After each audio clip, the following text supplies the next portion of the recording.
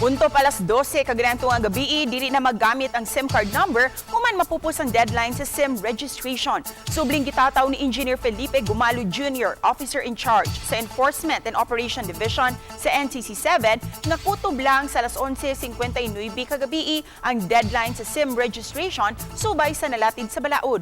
Nagpasabot kini nga deactivated na ang tanang SIM o cellphone number nga napakyas pagpa-rehistro human sa deadline.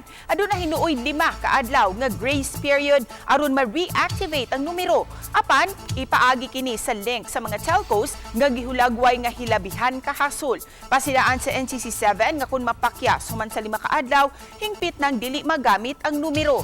Base sa data, hangtod sa July 23, nakatala ang NCC sa moabot kapin 105 million ka mga SIM card ang nakaparegister, kung 62.65% sa kapin 168 million ka mga subscribers sa tibuok nasod.